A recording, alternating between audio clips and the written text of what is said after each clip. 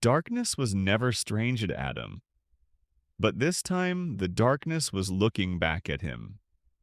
He woke up to a faint sound, not a clear voice, but a sensation, as if someone was calling him from inside his own mind. It's your turn. He opened his eyes, but he didn't see the ceiling of his room, nor the cracked walls, not even the familiar yellow light. He was standing on black ground with no end, and the sky was not a sky at all, but an ocean of shifting shadows. Around him stood other people, strangers, afraid. Some were crying, others screaming, without sound. Then the thing appeared. It was not human, and it was not a beast. It was a shadow, taller than reality itself. Welcome to the prison of shadow.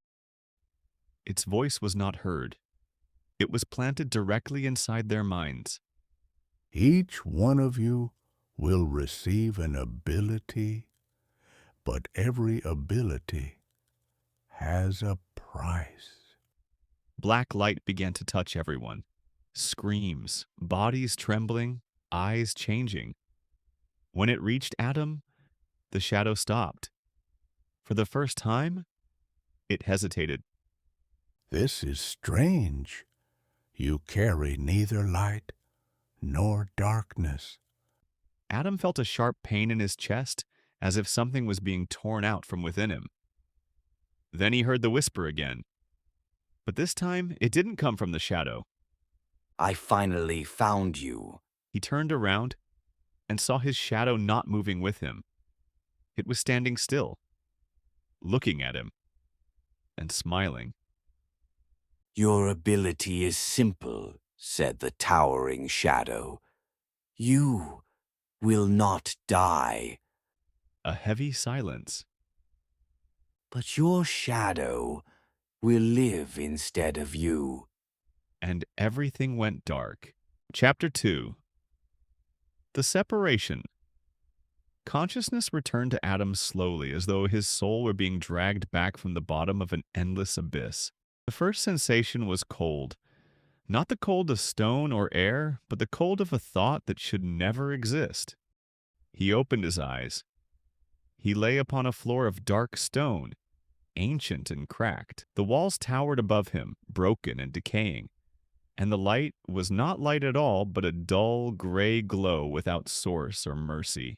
With a sharp breath, he pushed himself upright, his hand instinctively pressing against his chest. Am I alive? A faint laugh answered him from behind. Yes. Slowly, Adam turned. It was his shadow. Yet it was not a shadow. It stood upright, solid, its form a twisted reflection of his own. Its eyes were entirely black, and its smile held something Adam had never possessed. And you? Adam asked, his voice raw, almost unfamiliar. The shadow stepped closer. The light did not follow it. Nothing shifted. I am what remains of you. Adam recoiled. That's impossible. The shadow tilted its head slightly. Prison does not concern itself with the impossible. Silence fell, thick and crushing. Then the walls trembled. Distant screams echoed through the stone. Doors slammed. Chains were dragged across unseen floors. Before them, black letters began to carve themselves into the wall, as though written by an ancient hand dipped in blood. First law, he whose body dies, his shadow survives. Second law, he who loses his shadow loses himself. Adam swallowed. So, if I die, the shadow cut him off. I'll finish it. It moved closer until there was no space between them. And tell me the truth. Its voice dropped, almost a whisper. I am far better at surviving than you ever were. Suddenly, a massive iron door swung open. Its scream of metal against stone was bone deep.